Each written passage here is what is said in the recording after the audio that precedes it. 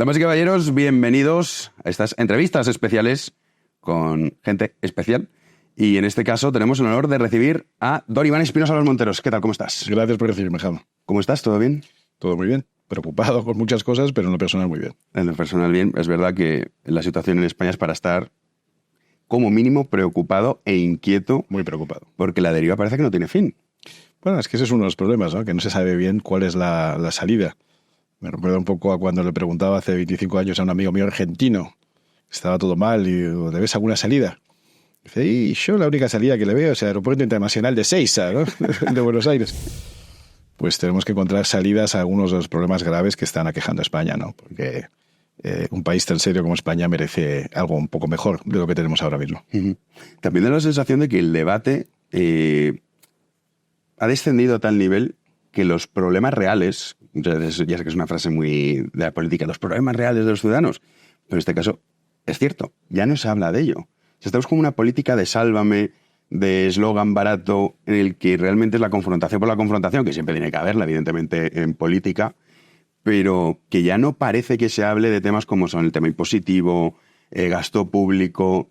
Todo eso parece que ya, la pobreza, que en España estamos batiendo récords de pobreza, nadie parece que le importe. Es todo como a ver cómo consigo, pues yo saco este titular o este eslogan o hago este speech y a ver tú cómo consigues rebatirlo, pero con un plazo de 24 horas, como una política casi del minuto. Sí, y además juegan con el agotamiento de la población, ¿no? Porque hay asuntos realmente esenciales, estructurales, importantes, que se agotan a base de repetirlo y estirarlo y hablar de lo mismo durante semanas y meses hasta que ya la población parece que queda anestesiada.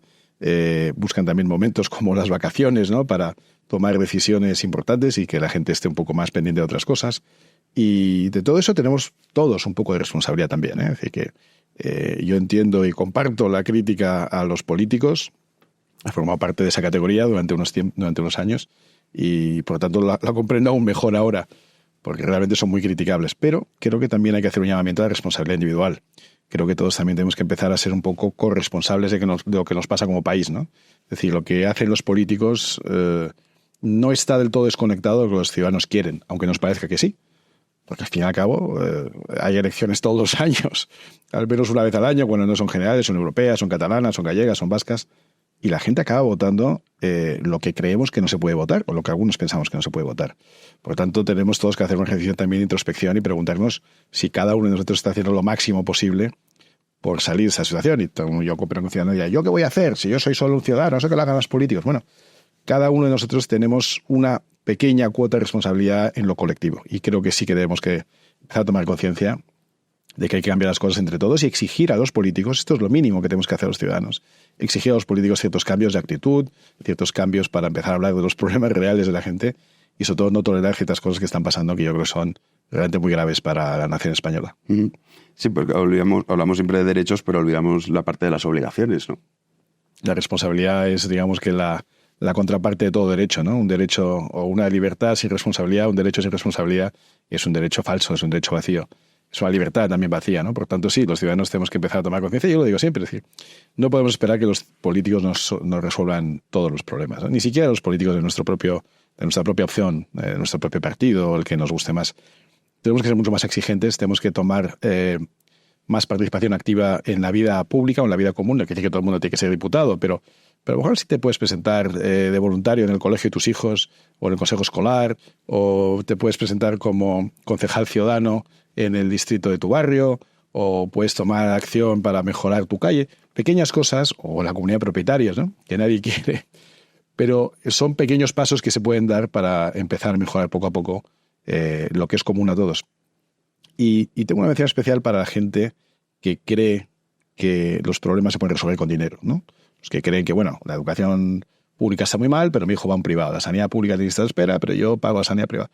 Yo resuelvo esos problemas comunes con dinero. No.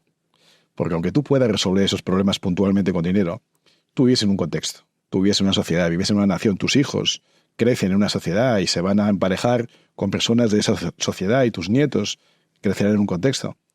Tu familia, tu propio bienestar depende de que esa nación, de que esa sociedad, de que esa comunidad prospere, de que vaya mejor y que lo haga dentro de un conjunto de valores que hay que defender. Así que aunque creas que no te afecta porque tienes dinero, aunque creas que no te afecta porque eres un privilegiado, te afecta y mucho porque afecta a todo lo que te rodea, ¿no? Y esa es la responsabilidad que yo creo que tenemos que transmitir a los ciudadanos, entendiendo que los políticos tienen mucha más responsabilidad que ellos, pero tanto a la hora de elegirlos como a la hora de exigir de los políticos, como a la hora de participar un poquito más, involucrarnos en los asuntos comunes, creo que es una responsabilidad que tenemos los ciudadanos. Sí, porque esto de la salvación individual, que es también a veces llevado al extremo, llega a esos puntos, ¿no? Como de despreocuparse por el mundo que te rodea, la sociedad en la que vives, pensando que la degradación de esta a ti no te va a llegar afectando porque en este momento puntual, pues eso, puedes salir... Pero la inmigración no me afecta porque en mi barrio no hay. La inseguridad no me afecta porque tengo alarma. Ya, pero es que sí te afecta. Sí te afecta desde el momento en que afecta a tu país. Te afecta a ti. Aunque tú creas que no te afecta directamente, primero siempre te afecta indirectamente. Y segundo, te puede acabar afectando directamente. Porque no está en tu barrio todavía. Pero si a ti no te incomoda, no te escandaliza que hay inseguridad en el barrio de al lado, algún día llegará el tuyo y no te podrás quejar.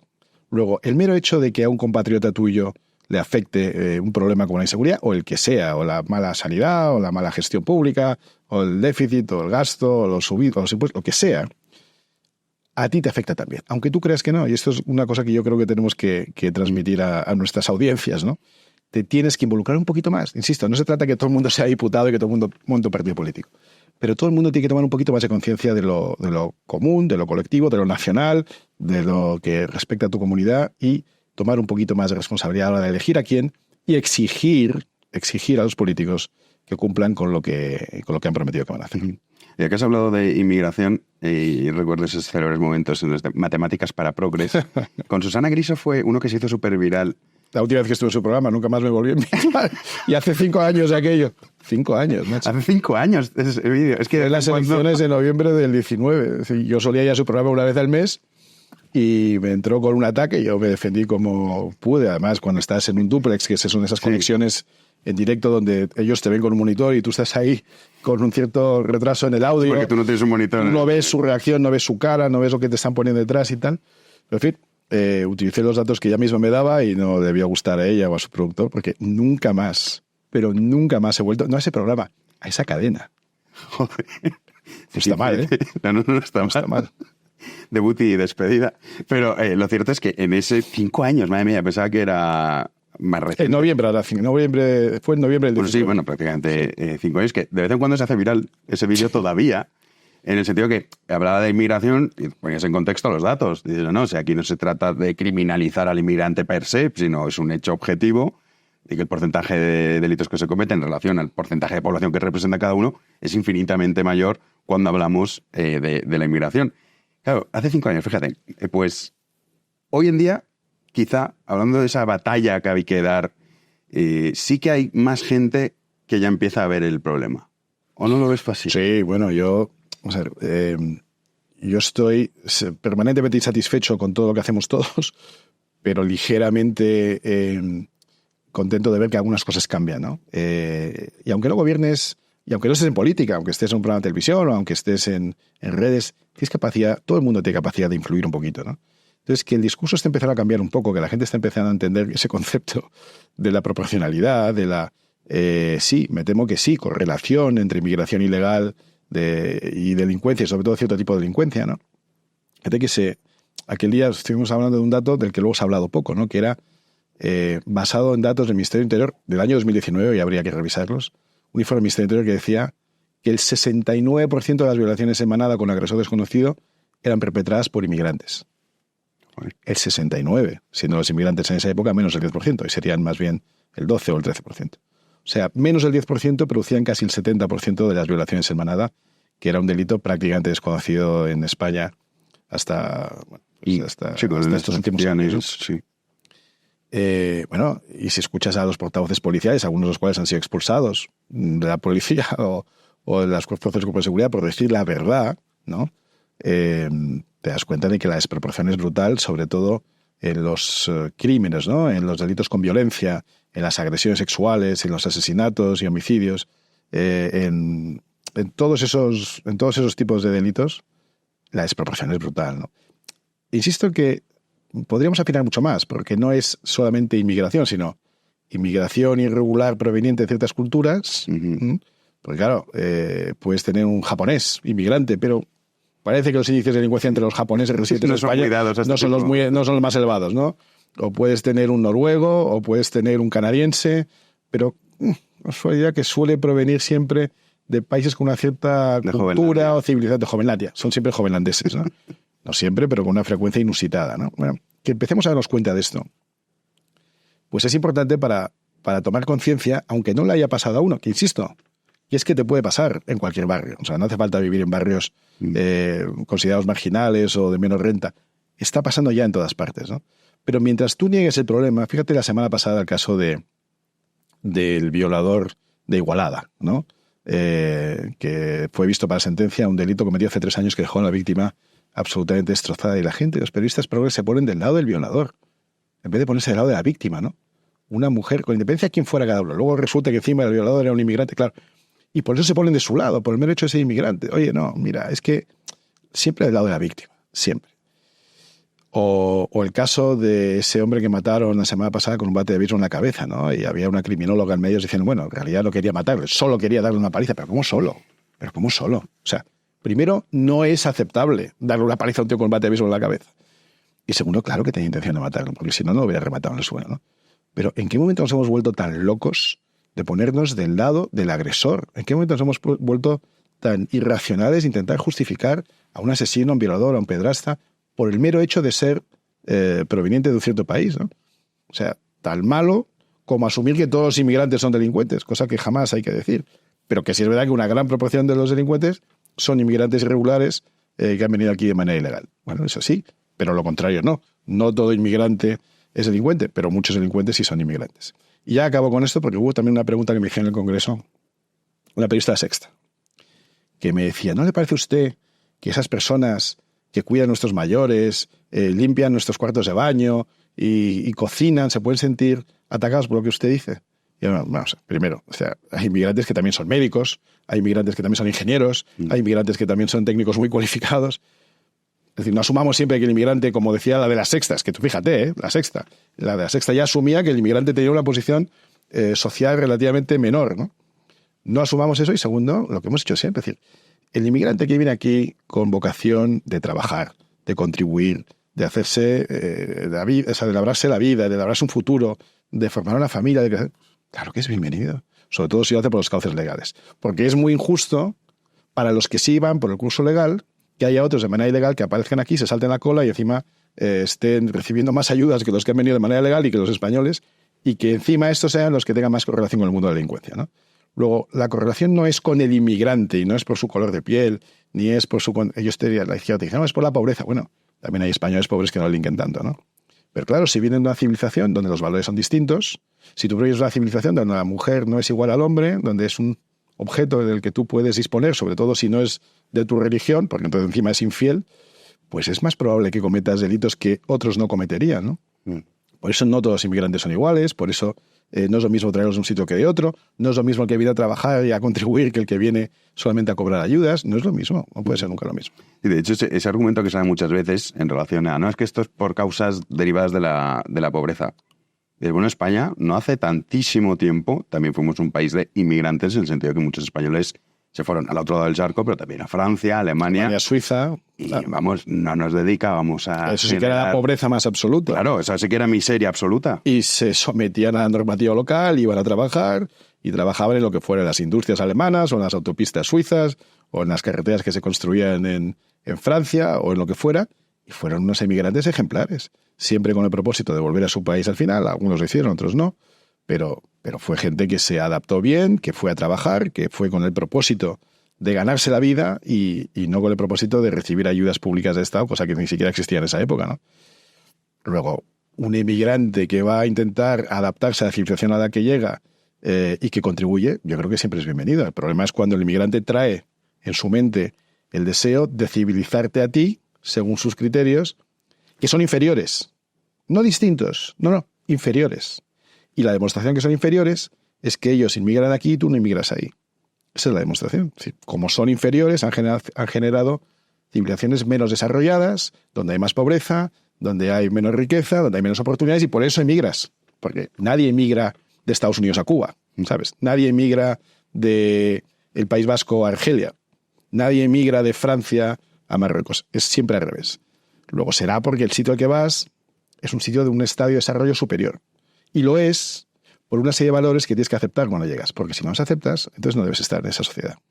Queridos amigos, ya saben que este proyecto B1 Media es un proyecto independiente y libre. Y lo es gracias, en gran medida, a ustedes, a todos aquellos que colaboran con nuestro club de socios que permiten que tengamos esa independencia y esa libertad a la hora de expresarnos. No siempre estaremos de acuerdo, pero desde luego no tengan la más mínima duda que lo que aquí se dice en libertad y siempre intentando buscar la verdad.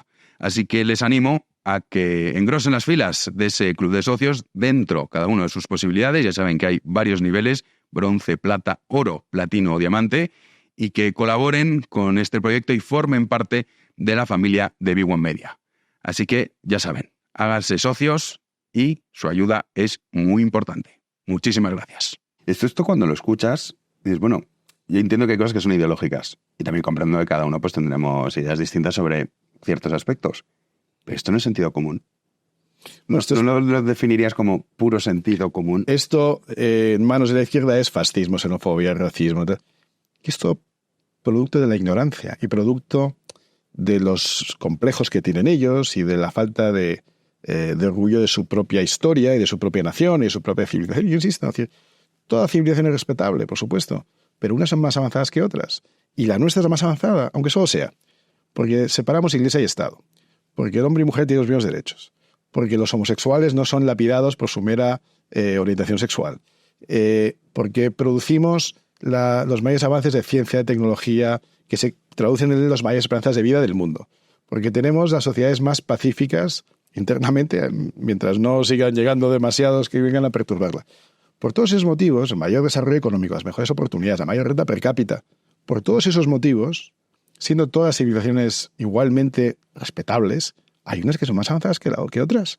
Y la civilización occidental es la más avanzada del mundo, hasta hoy. No sé si dentro de 50 años lo será China, no lo sé. Pero hoy por hoy, la civilización más avanzada del mundo es la occidental.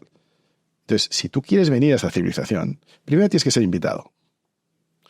A no ser que vengas de paseo, de turismo, bien, eso es otra cosa. Pero si tú quieres venir a vivir aquí, tienes que venir invitado y además legalmente. Y tercero, tienes que venir respetando como mínimo la civilización a la que llegas. No quiere decir que cambies de religión. No quiere decir que tengas que adaptar tus patrones de conducta alimenticia. Pero sí quiere decir que tienes que respetar a los de los demás. Yo no como jamón. Bueno, vale. Pero tengo que respetar que lo comas tú. Si escolarizo a mis hijos, puedo pedir que no les den de comer jamón. Y el colegio está bien que se adapte a eso. Pero no puedo pedir que los demás niños no lo coman.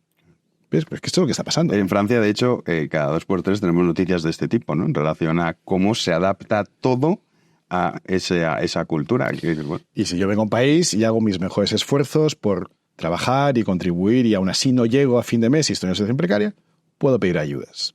No mejores que las que están en situación similar a mí de ese mismo país. Pero puedo pedir las mismas ayudas. Pero claro, tengo que demostrar de antemano una tendencia o un deseo de trabajar, de contribuir y volverme por mi cuenta. Y si aún así no llego, este es un país civilizado y por tanto te vamos a dar ayudas. Ayudas para... Pero no hay... Te vamos a dar no subsidios para que vivas, sino ayudas para complementar lo que ya estés ingresando, estés intentando ingresar con el trabajo que estés asumiendo, ¿no? Igual que los demás. Igual que el de los demás. Como mínimo, igual que los demás, pero no como máximo, no por encima de los demás. Sí, pues ha pervertido, hablas de ese Occidente, que es verdad que ha liderado todos estos conceptos que estabas hablando, pero claro, no se hizo bajo las políticas que se están adoptando ahora, sobre todo en términos económicos. Hablas de ayudas sociales, y dices, bueno, sí, claro, una persona que las necesita, vale, pero que las necesita.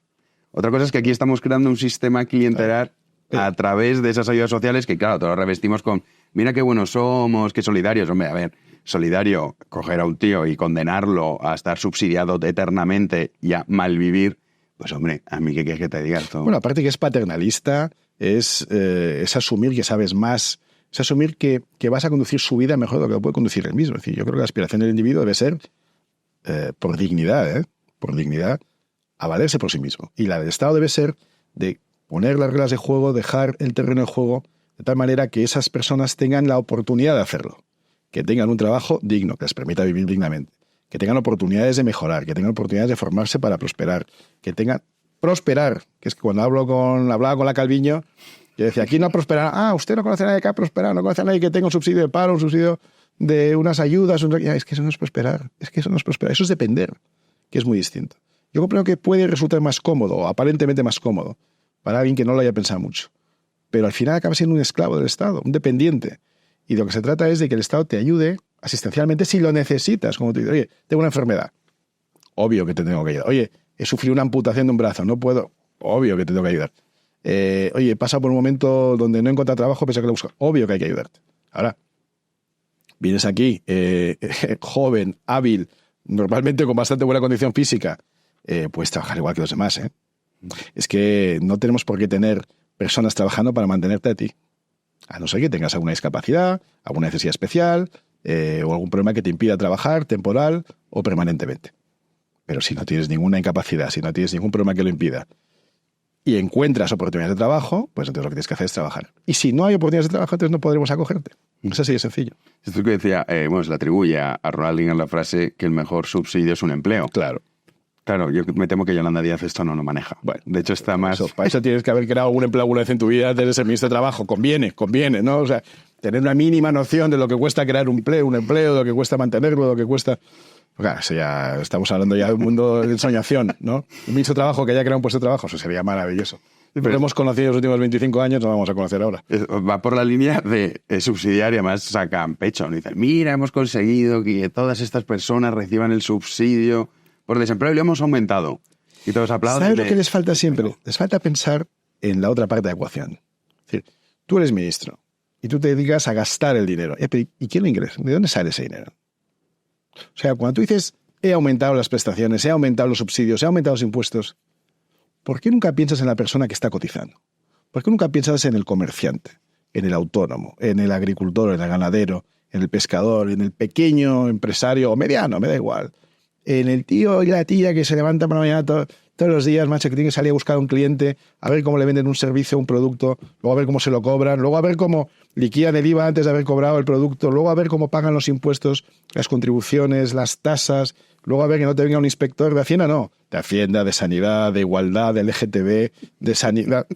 Joder, es que el Estado es una apisonadora contra el generador de valor, contra cualquiera que contribuya algo a esta sociedad, al que machaca y le llama fascista y egoísta, no sé qué tal. Y luego es una doncella, una especie de hada madrina con el que llega aquí con las manos en los bolsillos y no quiere trabajar. Es que es verdaderamente increíble, ¿no? Lo que les falta, como te digo siempre, es un mínimo contacto de realidad con la gente que euro a euro está contribuyendo a esos presupuestos generales de Estado para que luego llegue el ministro y se lo gaste en todas esas cosas y saque pecho de hemos aumentado las contribuciones. No, hijo, no. Tú has saqueado a la clase media para ayudar a los que crees que te van a votar, que muchas veces ni siquiera, porque no pueden votar, porque son inmigrantes que no tienen capacidad de votar, pero a los que crees que te van a votar para hacerte tú el bueno, con el dinero de los demás. Pero no has conocido un contribuyente de primera mano en tu vida. Y esto es muy grave. El otro día María Jesús Montero, en el Congreso, mismo. ¿Escuchaste la frase esta que dijo de los españoles que cobran el salario mínimo interprofesional son clase media? Y dices, qué barbaridad. Pero luego coges los datos de los sueldos en España, y no es el porcentaje más elevado, pero casi en torno a un 25%. Y dices, claro, hemos aceptado o hemos abrazado quizá el empobrecimiento de una manera muy sutil en la que no nos hemos dado cuenta, porque sí, nuestras necesidades básicas están cubiertas. Por ejemplo, la capacidad de ahorro. Bueno, ¿Qué capacidad de ahorro tiene? O sea, pongo ejemplo de amigos muy cercanos que dices, es que no ahorran un duro. Mira, ayer hablaba con una chica joven, muy brillante, que ha estado trabajando privilegiada, es decir, ha estudiado ingeniería industrial, ha estado trabajando en una consultora grande, muy parecida a la consultora en la que yo trabajaba va a hacer 20 años. Perdón, va a hacer 30 años, que soy muy mayor. Va a hacer 30 años que empecé a cotizar en el año 94. El año con el 94, yo ganaba unos 960 euros al cambio, en pesetas, ¿no? Un poquito menos de 156.000 pesetas, más o menos. Un poquito menos de 1.000 euros, 900 y pico. Hoy, el equivalente está ganando 1.300, 1.400. O sea, en 30 años ha subido solo un 30% el sueldo, ¿no? Habría que ver cuánto han subido las cargas fiscales. Han subido bastante. Pero claro, no puede ser que en 30 años el sueldo haya evolucionado solo un 30%. Entonces, que la gente que hoy está en una posición... Esto es el privilegio, ¿eh? O sea, trabajar en una gran consultora es a lo máximo... no quiero exagerar, pero es un gran, no es lo máximo que se puede aspirar, pero es un gran... Sí, que no es un puesto así de que... No, es un muy buen puesto sí, para un universitario que ha sacado muy buenas notas, que ha demostrado capacidad de trabajo, que los machacan, porque también aprenden mucho, pero es que no tiene ningún sentido. Es que esto es una medida del empobrecimiento de España. Tú sabes que desde el año 2008, y ya van 16 años, 15 vamos a decir, por utilizar anualidades completas, la renta per cápita en términos reales en España está plana. Plana. En los últimos 15 años. Eso quiere decir que cualquiera que tenga menos de 40 años, que se ha incorporado al mercado de trabajo con 23, 24, 25 años, no ha conocido nunca en su vida laboral crecimiento económico en términos reales.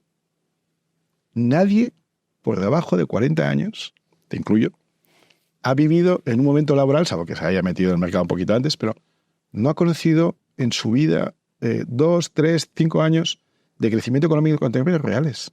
Es que eso es muy grave, ¿no? Y luego de ahí, pues oye, no, que los jóvenes no quieren trabajar, no, que los jóvenes... a lo mejor es que los jóvenes tampoco les hemos creado el ambiente más apropiado para, como tú dices, poder ahorrar, poder pensar en un futuro, pensar si se quieren comprar un coche, un apartamento, formar una familia. Es que esto hace 30 años no se cuestionaba. Y hoy en día tampoco se cuestiona porque es imposible. ¿Y quién ha crecido en estos 30 años? El Estado. O sea, quien sí ha prosperado es la administración central, las autonómicas, los municipales, las administraciones municipales. O sea, todo ha crecido del lado de lo público y todo se ha cogido del lado privado. Esto en economía está estudiado, se llama el efecto expulsión o crowding out, ¿no? Y la economía pública cada vez es más grande, la privada cada vez más estrecha, y por eso cada día tenemos menos renta disponible, porque se lo lleva todo el Estado. Y si te quejas, que es para la sanidad.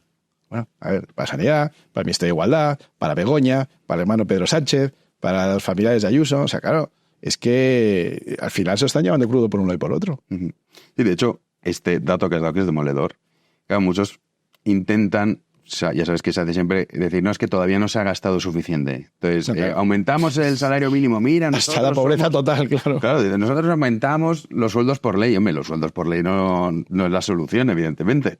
O sea, el problema existe, es real, es un caso claro, pero la solución que presentan es siempre esa. Quizá la solución, para entendernos, liberal, es más compleja. Decir, no, es que quizá lo que tiene usted hacer es cambiar la legislación laboral, permitir que exista, para empezar, intentar buscar el pleno empleo. Ya nadie habla de eso. O sea, el término pleno empleo ha desaparecido del vocabulario de todos los partidos políticos. Ya ni siquiera tienes la aspiración a alcanzarlo. Y luego la otra parte, ¿no? Reducir drásticamente el gasto improductivo del Estado. Es decir, vuelvo a la comparación de hace 30 años, ¿no? Hace 30 años, cuando yo empecé a trabajar, que ya era un mundo que empezaba la digitalización, ya existía correos internos, todavía no estaba el email popularizado, pero ya empezaba a haber un poco y tal. Pero bueno, todavía había, digamos, que mucho papeleo, era todavía muy farragoso hacer cosas y tal. Hoy en día las empresas privadas, esta en la que yo trabajaba 30 años más tarde, o sea, es de una eficiencia brutal, ¿no? Todo es digital, todo está en el móvil, los 40 instrumentos que teníamos en los laptops, que eran así de gordos, un teléfono, no sé, bueno, pues ahora está todo en una cosa así, ¿no? Es decir, el sector privado se ha adaptado a cambios sustanciales en esos 30 años. ¿Y el sector público? El sector público es más eficiente, se ha adelgazado, se hace más con menos, te ayuda como ciudadano, como administrado, te ayuda en tu caminar para ganar más prosperidad, te ayuda a ser más eficiente, te ayuda a ser más productivo, o todo lo contrario. Se ha convertido en un factor de lastre que evita y dificulta tu crecimiento, que te pone pegas por el camino, que además te insulta, como no contribuyas de la manera que ellos quieren y tal, o te quejes o protestes y tal. O sea, ¿cómo es posible que con todo lo que se ha avanzado en 30 años, una parte sustancial de esta, porque es el 45% de economía, o sea, la mitad de la economía vaya hacia atrás? Cada vez peor, cada vez hacen menos con más recursos. Pues ahí está parte del problema, ¿no? Es decir, claro que hay que bajar impuestos, claro que hay que facilitar la vida a los que trabajan, claro que sí, pero es que del otro lado hay que reducir muchísimo ese gasto improductivo, que en cuanto lo señalas, no, eso es el chocolate del loro, no, eso no es nada. Bueno, oye, este loro come mucho chocolate y hay muchos loros comiendo mucho chocolate simultáneamente, ¿no? Entonces, se podría hacer una reforma, se tiene que hacer una reforma del Estado, mirándole, revisando de arriba abajo, haciendo un presupuesto en base cero. Estas son cosas que decíamos antes y que hoy en día lamentablemente nadie dice, ¿no? No. Porque nadie quiere reducir el parque de juego de los políticos. Hablabas de Estado, también es verdad que es omnipresente no solo ya en términos económicos, sino en términos sociales. Estas nuevas religiones de Estado que han surgido en los últimos años, ahí podemos meter el tema del feminismo.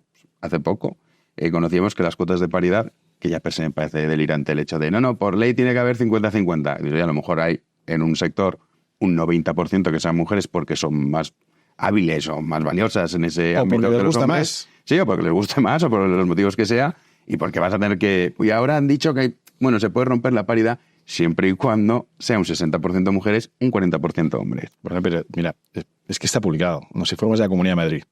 En el mundo de la justicia, en el mundo de la sanidad, en el mundo de la educación, no son sectores pequeños, ¿eh? Ujú. No se cumple la paridad bajo ningún concepto. Bajo ningún concepto. Las mujeres están siempre por encima de ese 60%. Pues te lees en los informes de la Comunidad de Madrid y todavía dice, todavía hay mucho que trabajar en esto. ¿Qué vas a trabajar? ¿Vas a poner un 90% por ley de mujer? ¿Vas a impedir que un hombre sea médico o funcionario de justicia o profesor? O sea, ¿se va a prohibir? Pues es que esta es la estupidez en la que estamos, ¿no? Es como lo de obligar a las mujeres a hacer una cosa que no quieren hacer o que quieren hacer en distintas proporciones, ¿no? No, las mujeres tienen que hacer STEM. Bueno, vamos a ver. Las mujeres que quieran hacer STEM, que lo hagan. No conozco ningún sitio donde se le impida, ¿eh?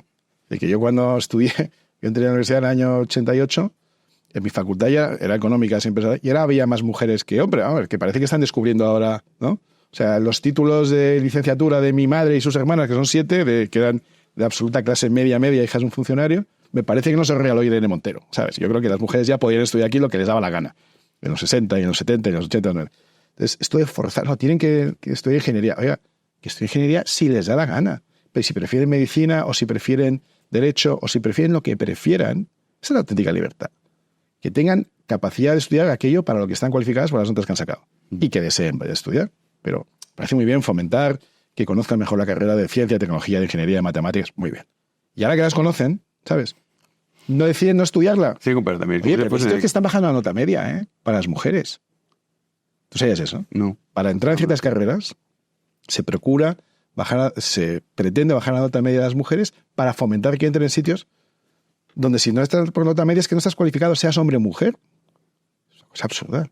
Pero te digo más, vuelvo a lo mismo, es un paternalismo, es decir a la mujer que tú, seas hombre o mujer, pero eres político, sabes mejor que ella lo que tiene que hacer.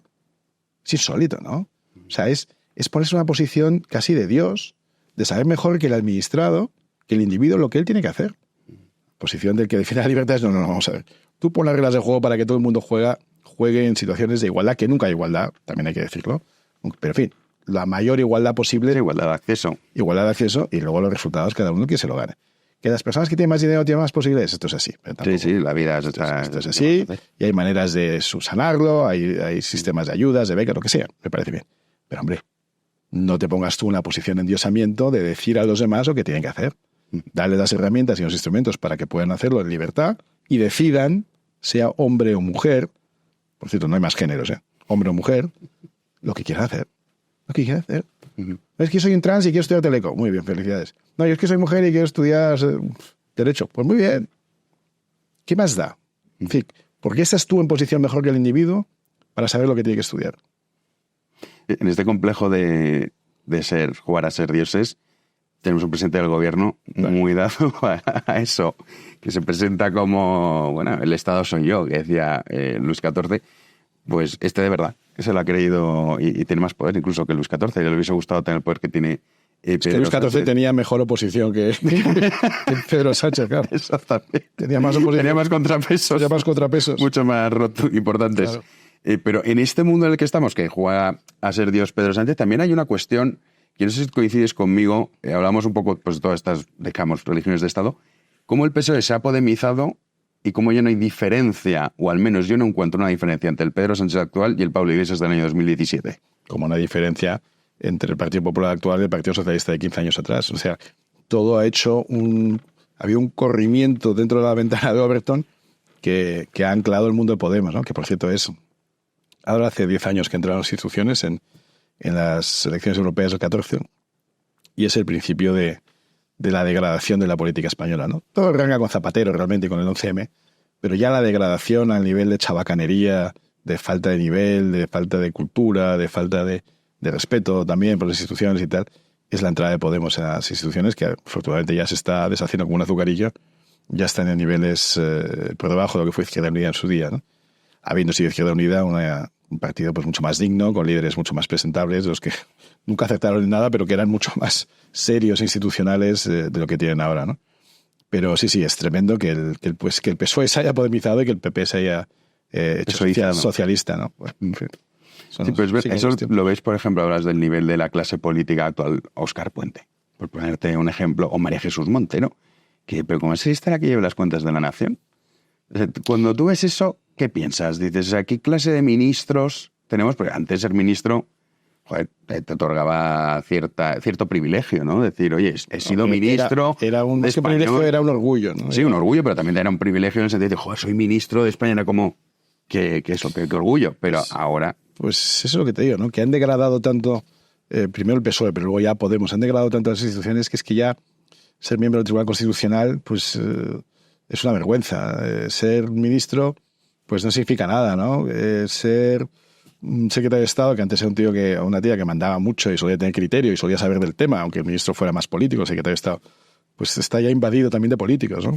Incluso ser director general en muchos sitios donde antes estaba reservado exclusivamente para funcionarios, ahora ya son todos políticos, no tiene ningún prestigio, no tiene ninguna categoría, y empieza a ser casi ya en algunos casos, ¿no?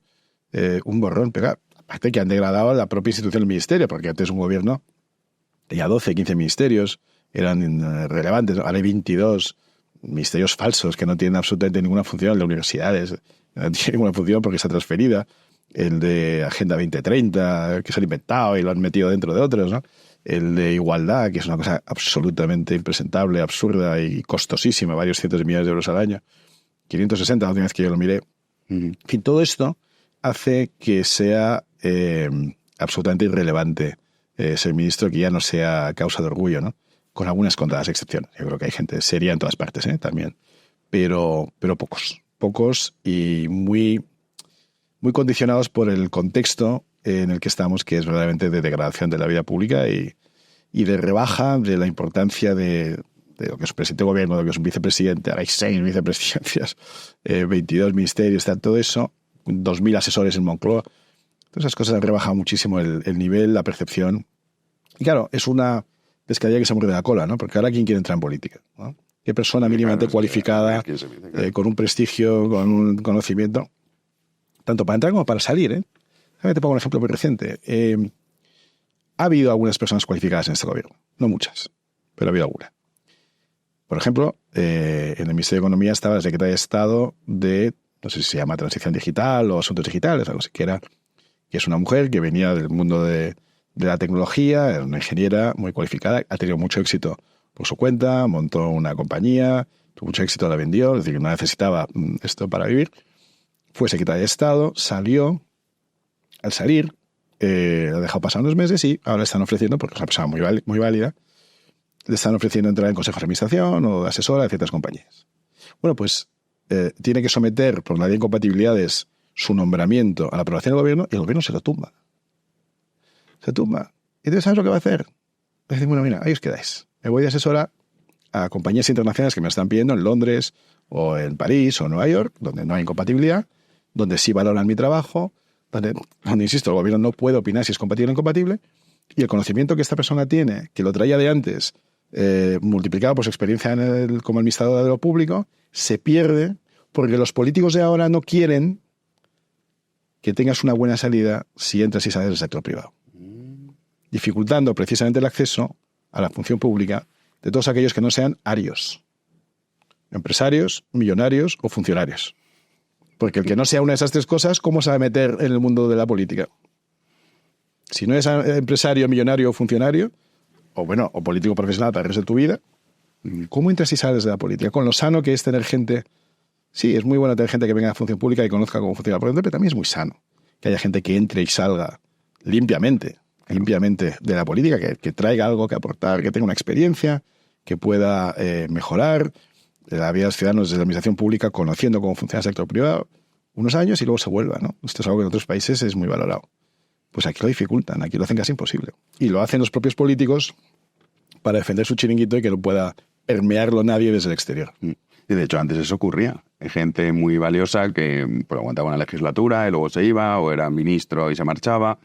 Ahora Nunca ha sido fácil en España, ¿eh? No, nunca lo ha sido, pero sí que teníamos estos casos. Pero ahora es que, claro, tú es que has dicho un detalle que quizás se nos escapa a la mayoría, y es que no pensamos una vez el político se va qué es lo que le ocurre, pero es verdad que esos años de incompatibilidad lo que hacen es que Y dices, oye, y es que me meto en política, pero yo no tengo que pensar qué es lo que pierdo en el presente, sino lo que puedo perder en el futuro. Claro, tú imagínate que eres una persona valiosa dice, ya paso. Imagínate que eres un experto sanitario, ¿eh? Y es una persona que viene de la gestión hospitalaria del sector privado, para simplificar las cosas, ¿no? Has montado o has administrado una gran compañía de hospitales, sabes cuáles son los ratios de eficiencia, sabes dónde están los problemas, sabes cómo gestionar, y te nombran ministro de Sanidad. No es el caso de los últimos ministros de Sanidad, pero No, asumamos. Mónica García, no. Ni Vale. Mónica, ni Salvadorilla, ni estos... Bueno, en fin. No. Asumamos que sí sabes algo de administración sanitaria, ¿no?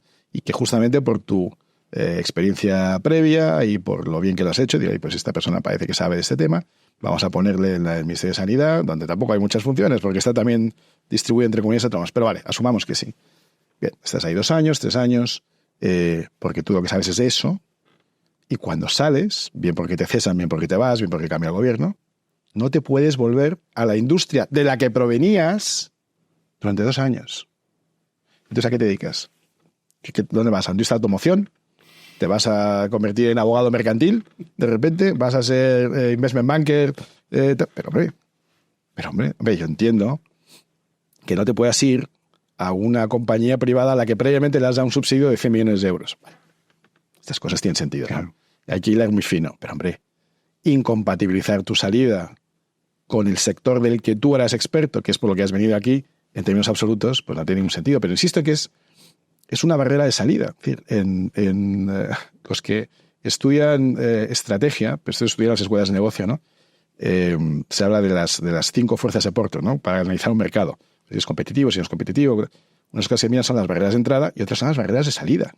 Claro, un mercado del que tú luego no puedes salir es un mercado poco atractivo desde el punto de vista estratégico, ¿no?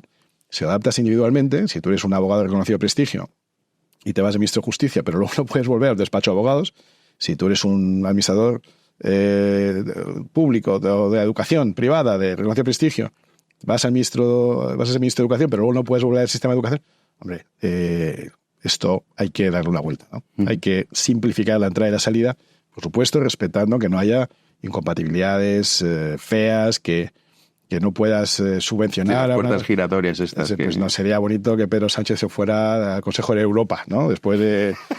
Pues no, ¿sabes? Como mínimo, ¿eh? Pero en fin, pero podría ir a otros sitios, ¿no? Y además yo creo que hay que facilitar la salida, ¿no? Pongamos las cosas fáciles. Pero en general, para la gente que tiene un cierto nivel, hay que facilitar su entrada y hay que facilitar su salida, porque si no, nadie se va a querer dedicar a esto, ¿no? Ya que hablábamos has que nombrado Europa, la justicia es un tema que, bueno, muy vigente. Es un tema muy serio. Un tema muy, muy serio, a pesar de que algunos dicen que ha aburrido esto el Constitucional, el Consejo General del Poder Judicial, el Tribunal Supremo. O sea, yo entiendo que a priori no es atractivo para el personal, pero sí que es muy importante ser conscientes de lo que nos estamos jugando y en el sentido también de cómo Pedro Sánchez está utilizando el Constitucional para cosas insólitas, como rebajar las condenas en el caso de los ERE, que esto no se había visto nunca. O sea, el Tribunal Constitucional diciéndole al Supremo, no, tú esto no, ya me encargo yo. Dice, oiga, esto es importantísimo. Porque esto afecta a la calidad de nuestra democracia, ¿no? Es decir, la democracia consiste en el gobierno de la mayoría respetando los derechos de la minoría. La democracia consiste en el contrapeso de poder, ¿no? Lo que decíamos antes, Luis XIV tenía más contrapesos que Pedro Sánchez, ¿no? Es decir, Pedro Sánchez ha ganado las elecciones, sin duda. Bueno, ha ganado, no. Bueno, ha formado gobierno. Ha formado gobierno. Sí, porque al final es de lo que se trata también. Bien, ha formado gobierno. Y luego tiene derecho a gobernar, bien. Pero claro, el Estado está justamente para ofrecer contrapesos. ¿Cuáles son los contrapesos? Lo primero, la separación de poderes. El Ejecutivo, el Legislativo y el Judicial deben ser independientes y por eso se tienen que ser capaces de, contrapeados, vigilarse unos a otros. ¿Cuánto vigila el Legislativo al Ejecutivo? Muy poco. Muy poco. Los miércoles 1 horita, la sesión de preguntas, donde tú preguntas lo que quieras y ellos te contestan lo que te da la gana. Porque lo demás, el Legislativo está sometido al Ejecutivo. Luego la independencia del Legislativo ya está en cuestión. Y nos queda el Judicial, ¿no? El Judicial está precisamente para asegurarnos de que ningún político, sea del Legislativo o del Ejecutivo, influya sobre el Judicial. Bueno, pues esto es con lo que quieren acabar. Primero, con el tema del Consejo General del Poder Judicial, que se está a punto de cometer una atrocidad, me parece a mí. Pero antes, incluso con el Tribunal Constitucional. Y recordemos que el Constitucional ya sé que no es parte del sistema judicial, porque del sistema del Poder Judicial, porque aunque suena muy bien, Tribunal Constitucional no son jueces, Son juristas de reconocido prestigio, o sea, son políticos. Políticos nombrados por el que está en el poder, ¿no? El Constitucional se le ha regalado a Pedro Sánchez. ¿Por qué? Podemos debatir, porque hizo su PP, pero se lo regalaron hace 2 años. Eso ha tenido consecuencias muy graves inmediatamente. También le regalaron el Tribunal de Cuentas, que tuvo consecuencias inmediatas muy graves en el tema de Cataluña y la malversación y las multas que les iban a caer y tal. Entonces, claro, el Constitucional que se ponga por encima del Tribunal Supremo y esté formado no por jueces y magistrados, sino por políticos o gente licenciada en Derecho nombrada por los políticos, es gravísimo, porque es ya anular el Estado de Derecho. Es poner en práctica aquello que decía Nixon, el presidente de Estados Unidos, que tuvo que dimitir, cuando le preguntaban si lo que había hecho era ilegal, que había estado espiando a sus rivales, pero con una red bastante cutre, pero de espías, ¿no? Escuchándoles y tal. Y dijo, si lo hace el presidente, quiere decir que no es ilegal. Esta fue una frase que pasó en la historia, ¿no? Si lo hace el presidente, quiere decir que no es ilegal. Esto es lo que se cree Pedro Sánchez, ¿no? Si lo hace el presidente representa a la mayoría, y esto es lo que dice Podemos. Si lo dice la mayoría, pues es que sí, es que tiene que ser así. No. Si lo dice la mayoría, tienes derecho a gobernar, pero respetando los derechos de las minorías. Y por eso están los contrapesos. Para asegurarnos de que no cometas atrocidades. Para asegurarnos de que si haces algo mal, hay un contrapoder. No puede ser que el fiscal general del Estado esté a punto de ser imputado o investigado. ¿Y quién investiga? Coño, los fiscales. ¿Cómo va a investigar un fiscal que depende orgánicamente del fiscal general del Estado al fiscal general del Estado? O sea, ¿cómo va a instruir el fiscal general del Estado a su fiscal que le investiga a él? ¿Cómo es posible? ¿Cómo es posible? Estas cosas no son tecnicismos jurídicos que no afectan a un señor que tiene un comercio de zapatos en la calle Ayala. Afecta al Estado de Derecho en el que vivimos todos. Afecta al equilibrio de poderes. Al equilibrio de poderes quiere decir a la separación de poderes y a los contrapesos. Y afecta en definitiva a la calidad de la democracia. Entonces, si tú eres demócrata, esas cosas te afectan y te tienen que preocupar. Y tienes que exigir, no ya que se cumpla la ley, sino que se cumplan los principios democráticos básicos para garantizar que la España en la que tú vives es como mínimo tan buena como la que heredaste de tus padres. Como mínimo. Y la que le vas a dejar a tus hijos. Y además también nos hemos acostumbrado a que el fiscal general diga, no, a mí es que aunque me imputen por revelación de secretos, yo no voy a dimitir. Entonces, perdón, o sea, ya es que antes era... Explícame eso. No, si claro, ¿cómo? O sea, tú eres el fiscal general del Estado, que de quién depende, como diría Pedro Sánchez, ¿no? Pero sí, bueno, claro, esa es otra. Esa es otra. Se da la circunstancia que en España, por lo que sea, la función de investigar no la hace el juez, sino el fiscal. Bueno, bien. Entonces, tú, fiscal general del Estado, vas a tener un fiscal imputado, investigado. Te va a investigar un fiscal que depende de ti. ¿Cómo es eso? ¿Cómo puede ser eso? Y le parece normal. Y eso no es motivo de dimisión o de cese fulminante. Pero claro, es una gota en el océano del que estamos hablando, ¿no? Que es la colonización de todos los aspectos del sistema público, la desaparición de la separación de poderes y la unificación de todo bajo un solo mando, que es el de Pedro Sánchez. Con la colaboración necesaria de algunos que le han ido cediendo de todos estos puestos, sin decir en ningún momento, no, mira, vamos a hacer una cosa, vamos a renovar el Consejo General del Poder Judicial, sí, pero vamos a garantizar su independencia. Vamos a volver al sistema constitucional del inicio, en el que los jueces eligen a los jueces. Vamos a asegurarnos de que el Constitucional pasa a ser una sala del Supremo, no por encima, sino precisamente por debajo, por eso se llama Supremo. Vamos a asegurarnos que el Constitucional está compuesto por jueces y magistrados, no ya de reconocido prestigio, sino de reconocido prestigio y conocimiento del sistema constitucional e independientes. Independientes de ti y de mí, del PP, del PSOE, de Vox, de Podemos y de todos. No hay muchos, porque realmente es difícil. El sistema judicial pues está trufado de gente muy alineado. Yo creo que no ha sido muy sano esto de tener asociaciones judiciales distintas de la Asociación Profesional de Magistratura. O sea, esto de tener jueces y juezas para la democracia por un lado y la Francisco Vitoria por otro, te están diciendo PSOE y PP, ¿no? ¿Qué te están diciendo? Eso no es muy sano. Alinearte con una ideología, con un partido, porque ya empezamos con la batalla política dentro de las altas instancias judiciales. Pero en fin, ese ya es el problema subsidiario y ya es el último problema. Pero garantizar la independencia de los que te van a juzgar es que es una cosa tan básica, que me extraña que, comprendo que la gente nos haga a la calle con una pancarta, pero es gravísimo y tenemos que tomar conciencia de ello. Y quizás Sánchez lo que ha conseguido es que nos dejemos de escandalizar. Porque claro, un escándalo implica pues que haya un revuelo. Ahora ya es que no hay revuelo. O sea, cuando dices, no, esto es un escándalo. Hombre, escándalo no es. Porque no ha generado, pues eso que hablabas tú del fiscal y tal, no ha generado un revuelo en la sociedad, ni las calles se llenan de manifestantes diciendo esto no puede ser. No. Entonces ¿Sánchez ha conseguido eso? O sea, desesperarnos a tan claro, nivel de decir, lo que van haciendo pues es otra más. estiran el chicle hasta o sea, desde las maletas de Delsi, que fue el principio de la legislatura, desde el año 20, el anterior, desde las maletas de Delsi hasta hoy, es escándalo sobre escándalo sobre escándalo que va tapando el anterior y va consiguiendo dos cosas. Uno, que nos olvidemos de los escándalos anteriores y parezca que es el Pleistoceno, ¿no? Las maletas de Delsi, bueno, las maletas de Delsi fueron ayer, joder. Y seguimos sin entender qué había dentro de esas maletas y por qué esa señora que no podía pisar pisar suelo europeo pisó suelo español y por qué se dejó pasar. Entonces ya se nos ha olvidado. O sea, te olvidas de los anteriores y segundo, parece que rebajas la gravedad de los actuales, ¿no? Porque como lo ves todos los días en la prensa, todos los días en las tertulias, pero la cosa se estira, te acabas cansando del tema, ¿no? Es decir, Pujol no está en la cárcel. A nadie le parece raro. Porque ya son años, ya no sabes dónde estaba, qué pasó, se lo llevó, no se lo llevó. La madre superiora, fueron más de 1.000 millones, fueron menos. Fue un lío. No, es que no está en la cárcel, Pujol. No está en la cárcel. Los que han robado a los andaluces, en el mayor caso del latrocinio, solo comparado al de Pujol probablemente, que en la historia de Europa Occidental, ahora se van de rositas, porque un tribunal constitucional va a borrar los delitos que han cometido.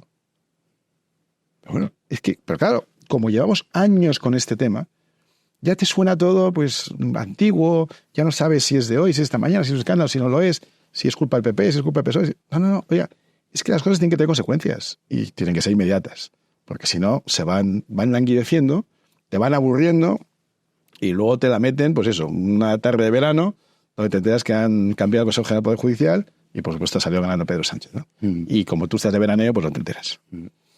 Has hablado de los Pujol, la ley de amnistía, supongo que coincidirás que es la ley más infame que se ha aprobado en la democracia española.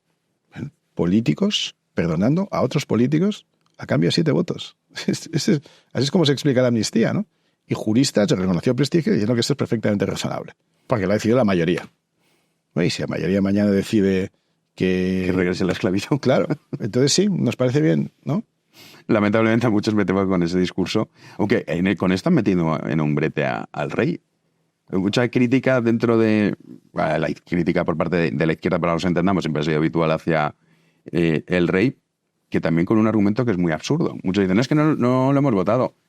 No saben ni cómo funciona el sistema en España, porque el presidente del gobierno, en realidad, tú no lo votas. Claro que o sea, podría tú ser... votas el legislativo, pero claro, no votas el ejecutivo. Y de ahí sale el presidente del gobierno, que podría ser incluso alguien que ni siquiera haya estado en una lista de ningún partido político. Que esto, mucha gente dirá, sí, ese es el sistema que tenemos en España, pero vale, vamos a asumir...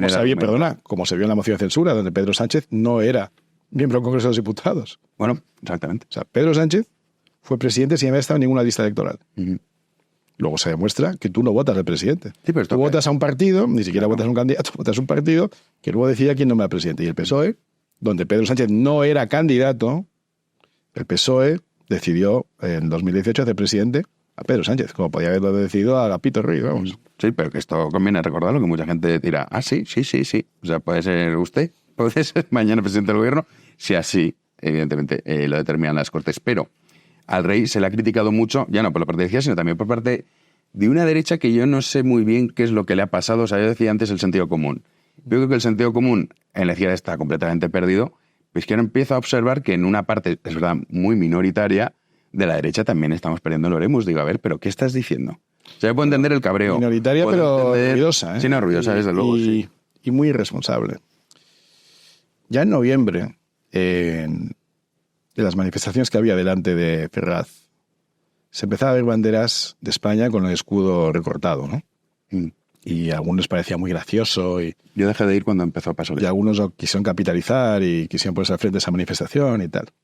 Y ahora hay todo un movimiento de los mejores aliados de la izquierda, que es esa derecha envalentonada y poco reflexiva, que dice, ¿para qué queremos un rey si no defiende la Constitución? Si no... O sea, que yo sepa, el rey no es el garante de la constitucionalidad de las leyes. Ese es el Tribunal Constitucional, que ya hemos dicho que hay que modificar, reformar y tal. Pero claro, si el Tribunal Constitucional dice que algo sí es constitucional, el rey va a decir que no.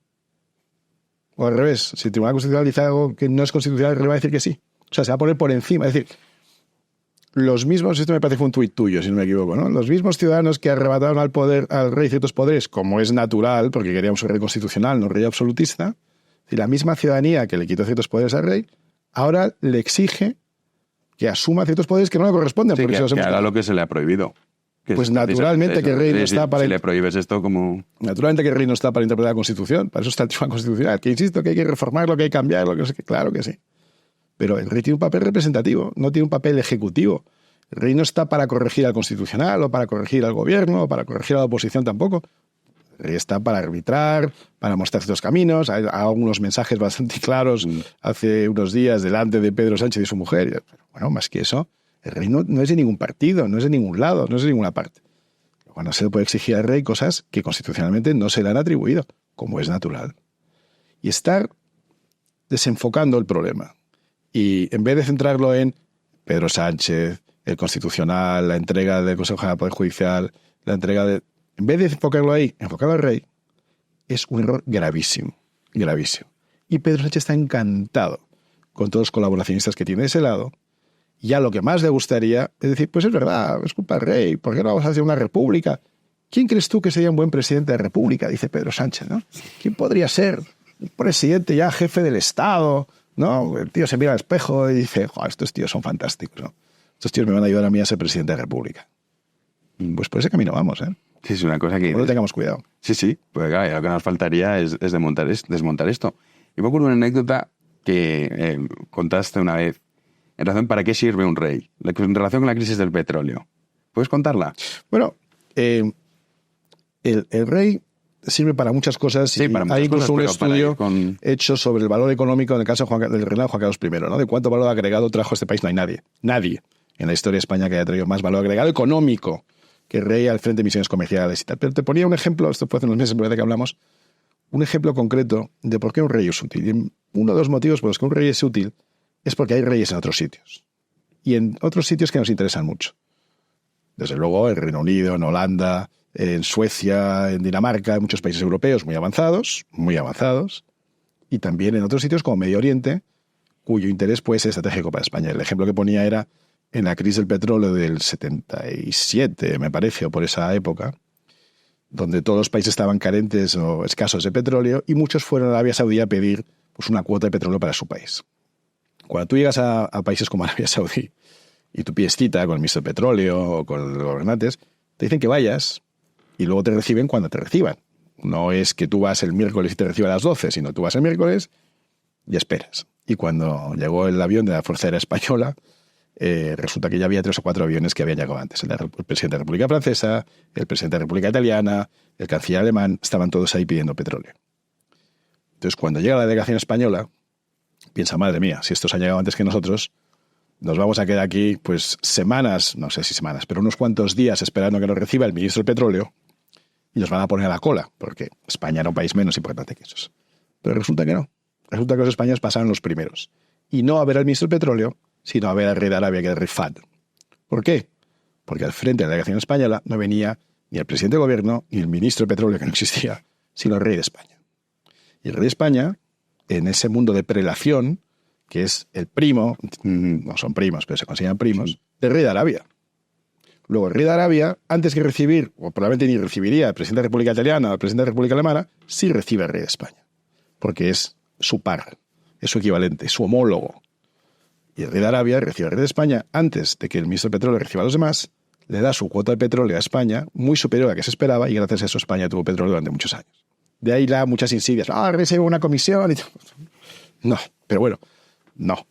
Pero que eso no es lo importante. Lo importante es que España tuvo petróleo en un momento crítico, bueno, que Franco acaba de morir, estábamos en plena transición, un momento económicamente muy débil, o más débil que los 15 años anteriores, muy delicado, y tuvimos un problema menos, en ese momento concreto, gracias al rey de España, como lo hemos tenido 20 veces en conflictos con Marruecos, en conflictos con otros países, y al revés, sin que hubiera conflicto, pues ayudando a engrasar relaciones comerciales, a mejorar las relaciones con países con los que nos convenía.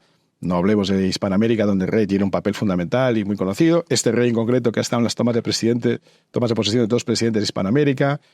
Este y el anterior que han estado en todas las cumbres iberoamericanas, que son los únicos que han estado en todas, porque los demás van rotando, excepto Castro, ¿no? Que ese era permanente.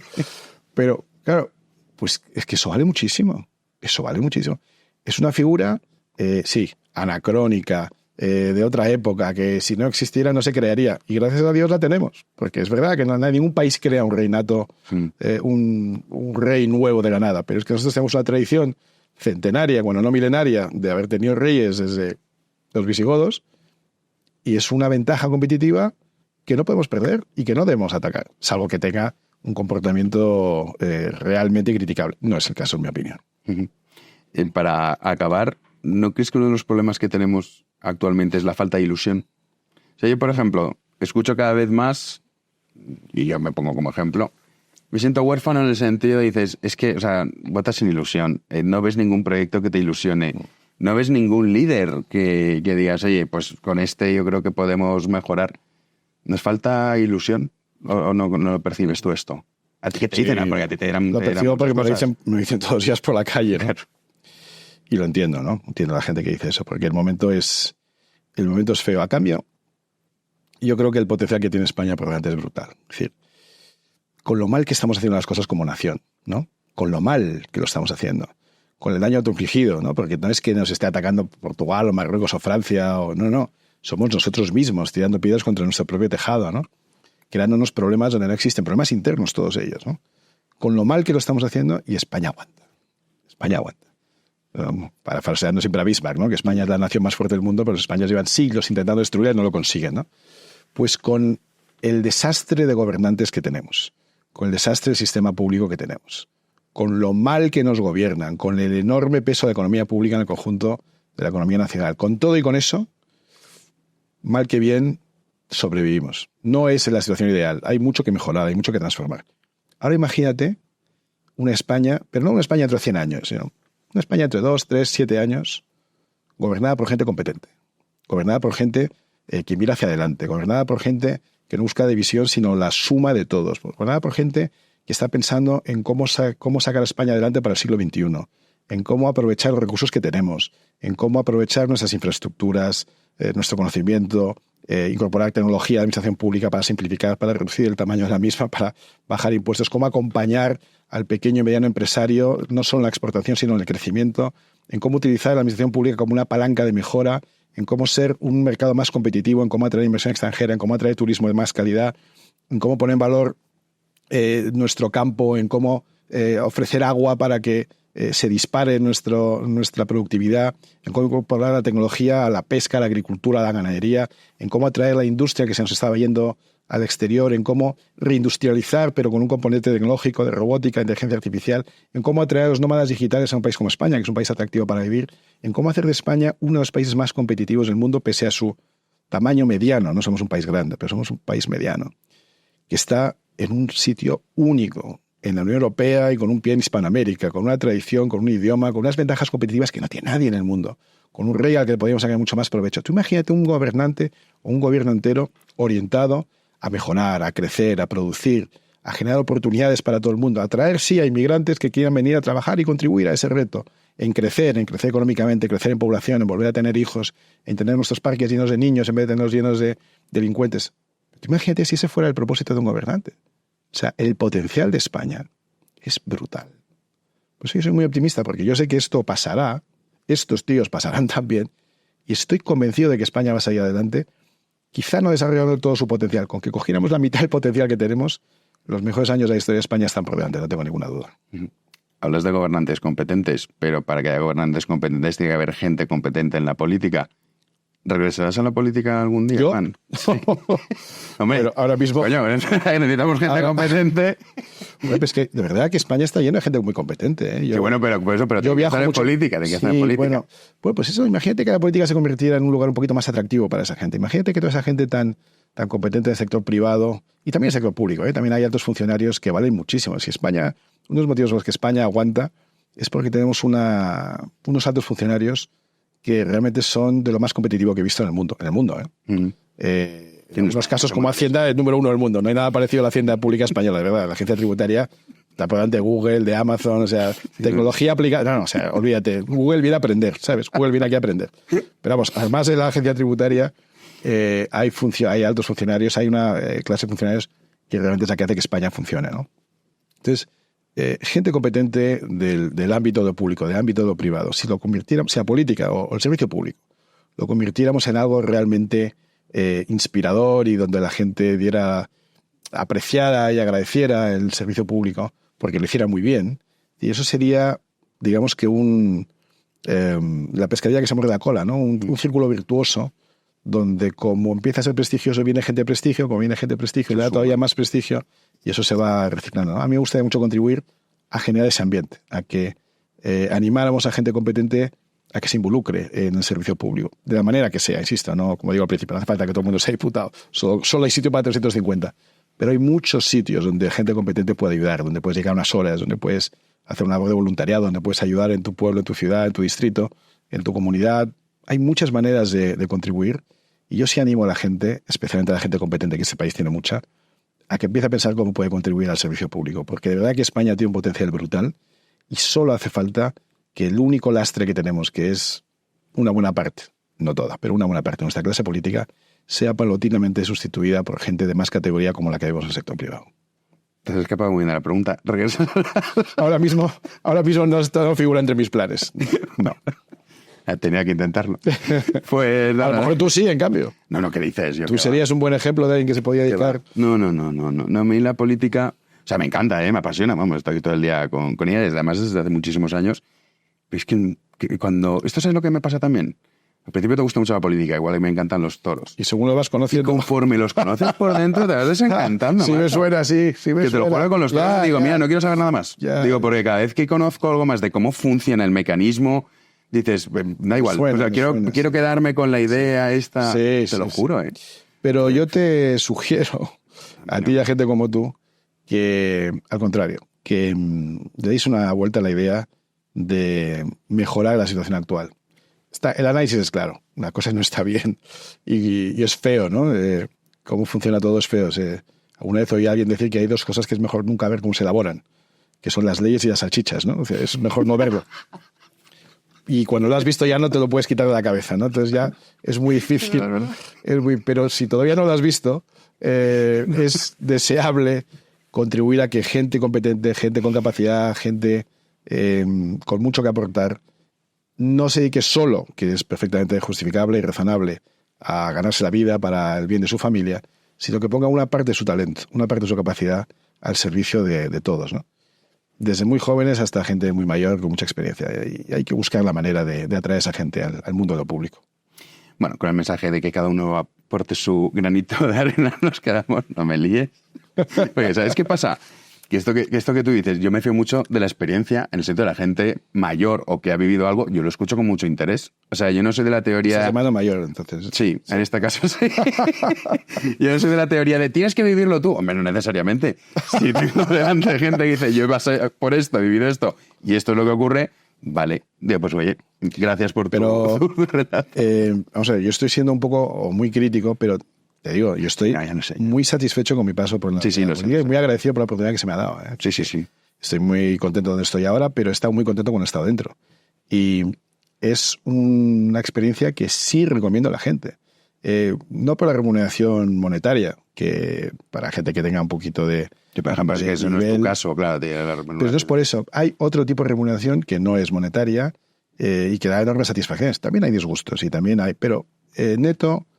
Es una experiencia que sí que recomiendo y que casi todo el mundo que lo ha probado sale satisfecho. La idea es poder entrar y salir sin demasiado trauma, es difícil, pero si facilitamos la entrada y la salida de gente competente, creo que casi nadie saldría diciendo que no valió la pena. Siempre valió la pena porque España vale la pena. Bueno, pues con ese mensaje que España vale la pena, y es verdad, estoy de acuerdo contigo, somos un país maravilloso que desgraciadamente pues estamos echando a perder, somos un talento malgastado. Y eso no puede ser, hay que recuperarlo. Pues mil gracias, Iván, ha sido un placer tenerte por aquí. Encantado. Así que nada, despedimos ya esta entrevista con Iván Espinosa de los Monteros y ya regresamos próximamente con una nueva entrega. Muchísimas gracias por estar ahí.